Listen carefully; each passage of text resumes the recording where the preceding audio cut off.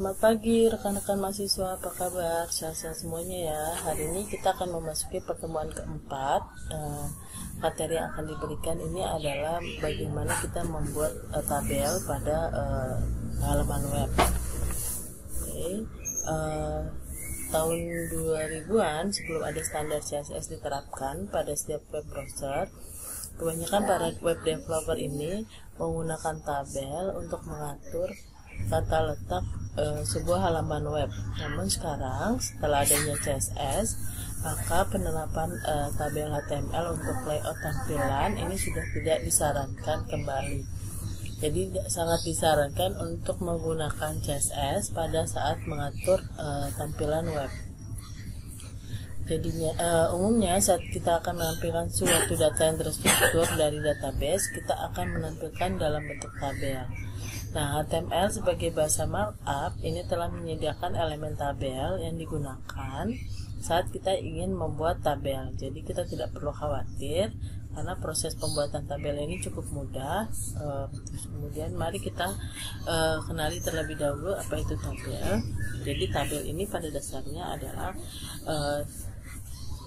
digunakan untuk mengelompokkan suatu data secara terstruktur yang terdiri dari baris, kolom, dan sel. Nah, baris, kolom, dan sel ini sangat membantu dalam melihat informasi keterkaitan di dalamnya. Salah satu cara atau format menampilkan informasi dalam web adalah dengan menggunakan tabel. Jadi fungsi tabel di sini adalah menampilkan informasi secara terstruktur, ringkas, dan mudah dibaca. Kemudian mengatur tampilan homepage agar lebih menarik. Nah, ketika kita akan membuat tabel dengan HTML, ada beberapa elemen HTML yang harus kita ketahui. Namun pada dasarnya kita perlu mengetahui 3 elemen tag HTML untuk tabel berikut.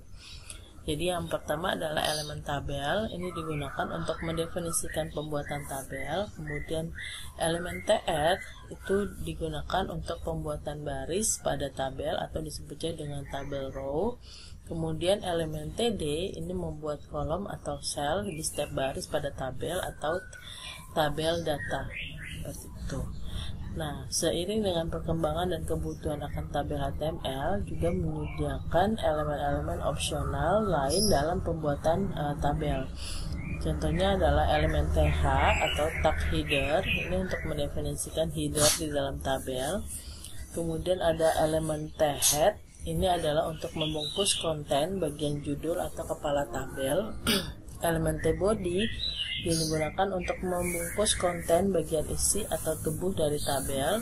Elemen tfoot digunakan untuk membungkus konten bagian kaki atau bawah dari tabel. Seperti kita lihat di tabel di bawah di slide ini ada atribut border, itu adalah untuk menentukan ketebalan atau ketipisan garis pada tabel.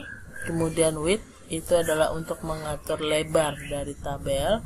Kemudian height itu untuk menentukan tinggi dari tabel.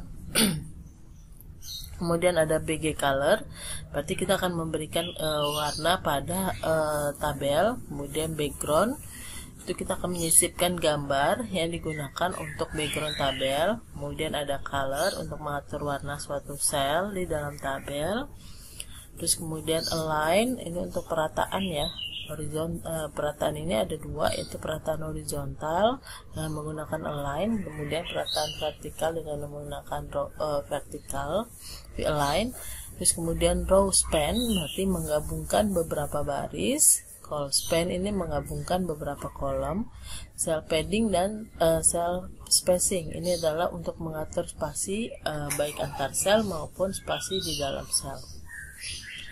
Nah, ini adalah pembuatan tabel sederhana ya yang digunakan untuk membuat suatu tabel.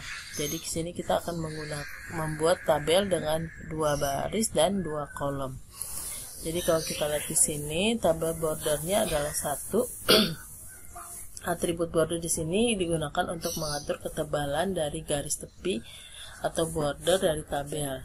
Jika atribut ini tidak ditulis, maka browser akan menampilkan tabel tanpa adanya garis tepi. Nilai dari atribut ini berupa angka yang diukur dalam satuan piksel. Jadi kalau kita menggunakan nilai bordernya adalah 1, maka dia akan memberikan garis tepi yang paling kecil. Jadi kalau misalkan kita rubah menjadi 2 piksel, maka web browser ini akan menampilkan garis tepi sebesar 2 piksel pada sisi atas, bawah, kiri, dan kanan tabel. Seperti itu. Jadi kalau kita lihat di sini pembuatannya, tabel border sama dengan 1, kemudian TR, terus kemudian TR ini kan untuk tabel baris. Nah, di dalam baris pertama ini ada 2 2 kolom ya. Jadi TD1 di sini baris 1 sel 1, kemudian ada kolom kedua yang isinya adalah baris 1 sel 2, seperti itu. Ya, sini ada 2 baris dan 2 kolom. Kemudian selanjutnya adalah kita menambahkan judul tabel. Jadi judul tabel ini atribut yang digunakan adalah TH atau tabel header, digunakan untuk menggantikan tag TD pada bagian header dari tabel. Bagian header ini biasanya adalah baris pertama pada bagian tabel, biasanya digunakan sebagai keterangan dari masing-masing kolom. Lalu apa bedanya penggunaan TD dengan TH?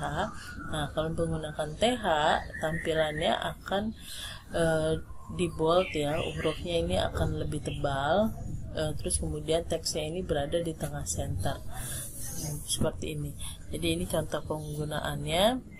Jadi TR, nah TH ini tadi ini TD ini digantikan oleh TH, sehingga posisinya seperti ini. Jadi hurufnya lebih tebal dan dia ada di tengah-tengah kolom, seperti itu. Nah, tab caption ini digunakan untuk memberikan judul dari tabel. Sebenarnya kita bisa saja menuliskan langsung judul dari tabel dengan menuliskan teks di atas bagian tabel. Namun pihak dari HTML sendiri telah menyediakan pembuatan judul langsung dengan menggunakan tag caption.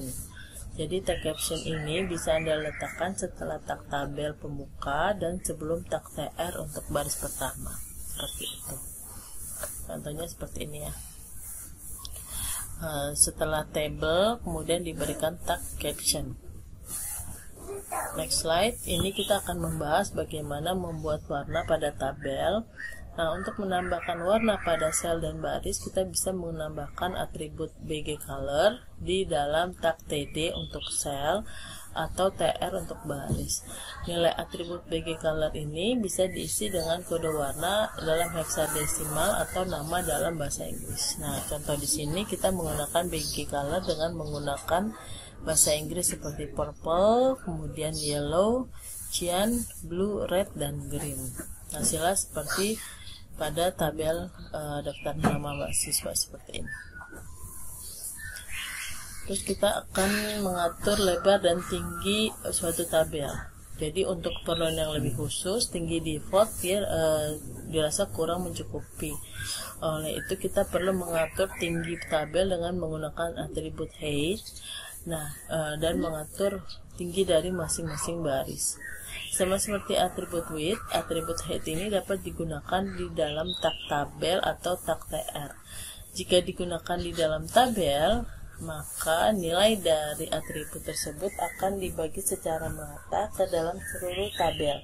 Namun jika kita ingin merubah tinggi baris individu, kita bisa menggunakan tag width yang harus diletakkan pada setiap tag TR.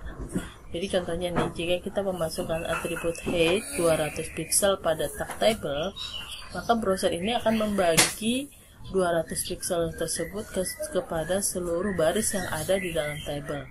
Nah, untuk pengaturan tinggi kolom yang lebih spesifik, kita dapat mengatur masing-masing baris dengan menempatkan atribut height pada setiap tag TR. Jadi contohnya, ketiga baris pada tabel memiliki tinggi yang berbeda-beda. Nah, atribut height 20 pixel ini adalah tinggi dari baris pertama. Dan untuk tinggi baris kedua adalah 40 pixel, tinggi baris ketiga adalah 60 pixel. Nah, seandainya total tinggi dari seluruh baris atribut height pada tag tr ini melebihi dari tinggi tabel, maka atribut height pada tabel ini akan diabaikan dan tabel ditampilkan dengan menggunakan ukuran height pada tiap-tiap tag tadi.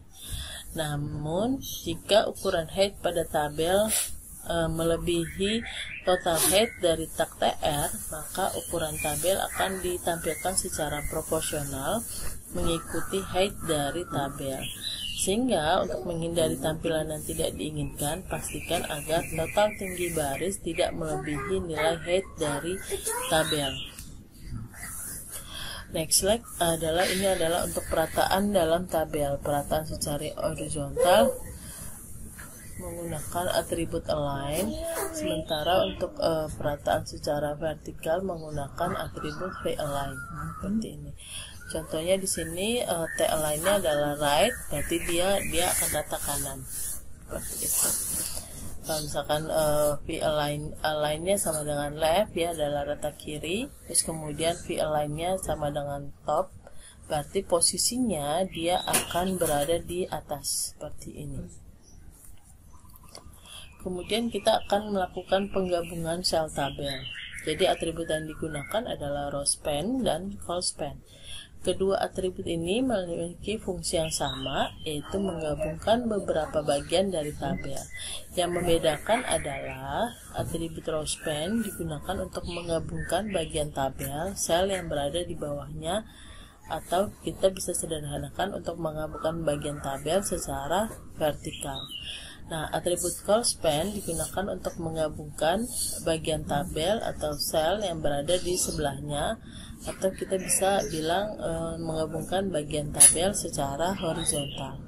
Ini contoh pembuatannya untuk row span dengan col span. Jadi di sini kita lihat dia akan menggabungkan dua baris ya, seperti itu. Dan dua kolom. Nah, dua baris ini adalah row span, kemudian di sini adalah col span, seperti itu. Nah, slide selanjutnya ini adalah untuk mengatur jarak sel dengan menggunakan cell padding. Atribut cell padding digunakan untuk mengatur jarak dari border sisi di dalam tabel dengan isi teks tabel itu sendiri. Nilai dari atribut ini berupa angka yang diukur dalam satuan pixel. Jadi ketika kita memberikan nilai cell padding sama dengan 2, maka web browser akan membuat jarak sebesar 2 pixel dari border sisi dalam tabel dengan isi teks tabel. Pengaturan cell padding yang tepat akan membuat isi teks tabel menjadi lebih rapi dan mudah dibaca.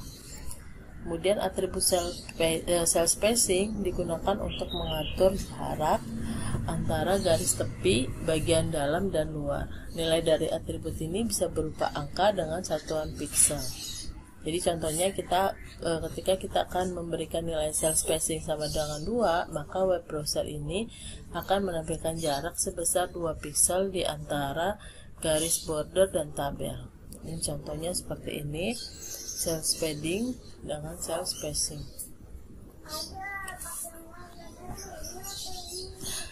Kemudian kita akan membuat form. Jadi di web ini kan tidak hanya digunakan untuk menampilkan informasi saja ya, namun kita juga akan mengambil informasi atau data dari pengunjung.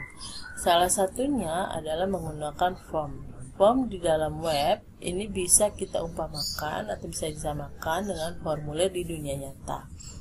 Jadi form ini dapat diisi, kemudian diproses dengan program tertentu. Hari ini kita akan membuat form di HTML. Nah, cara membuat form adalah seperti ini dengan menggunakan form method. Metode ini kita tinggal pilih ya, yang metode yang digunakan post atau get, kemudian actionnya seperti apa. Jadi action di sini adalah untuk menentukan aksi yang akan dilakukan saat data ini dikirim. Sementara method adalah metode pengiriman data. Untuk atribut action kita dapat mengisinya dengan halaman URL dari endpoint yang akan memproses form. Nah, jadi fungsi dari form ini adalah menerima informasi atau umpan balik dari user dan memproses informasi tersebut di server. Lalu apa bedanya antara metode form baik post maupun get? Jadi metode form dan metode post dan get ini memiliki kegunaan yang sama untuk mengirimkan data variabel, value variabel ke halaman lain atau mengirimkannya ke database.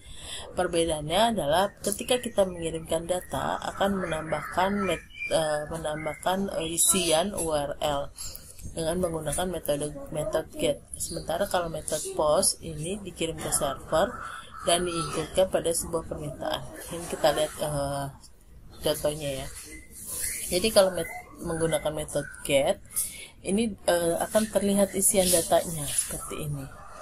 Sementara kalau menggunakan metode post dia tidak akan menampilkan datanya pada URL. Jadi untuk metode yang lebih aman digunakan adalah menggunakan metode post.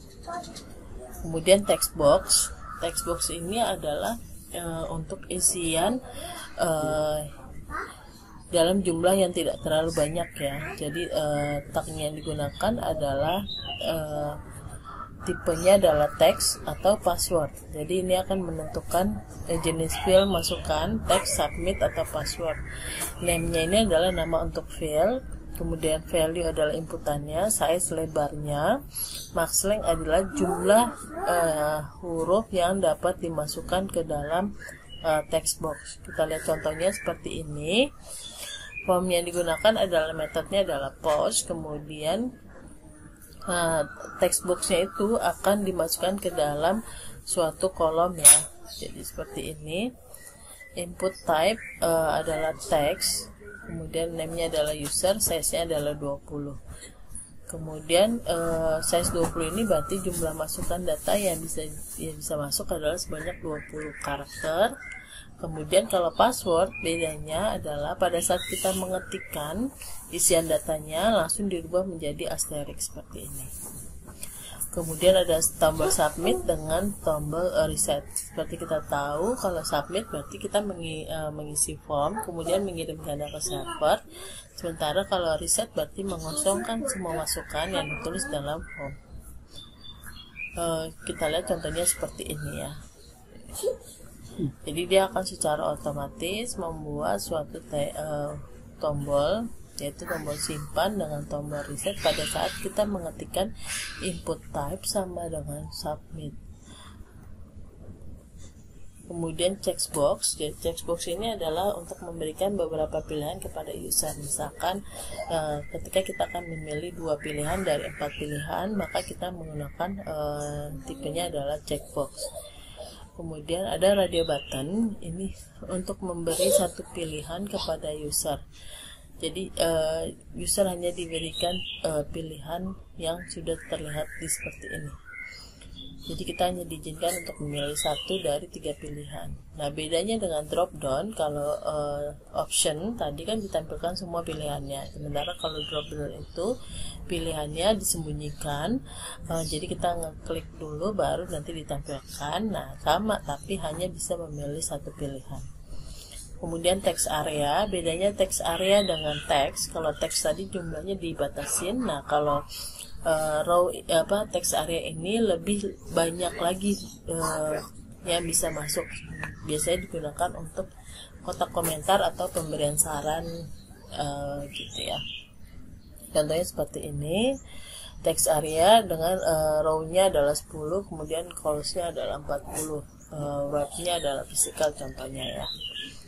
Nah, di bawah ini adalah ada 2 tugas yang bisa kalian pilih.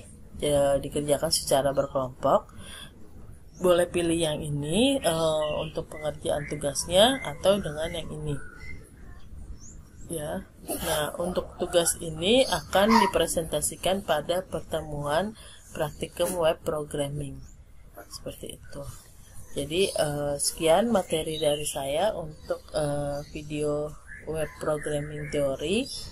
Kita akan kembali bertemu pada saat web programming praktikum untuk sesi presentasi dari tugas yang diberikan. Terima kasih. Wassalamualaikum warahmatullahi wabarakatuh.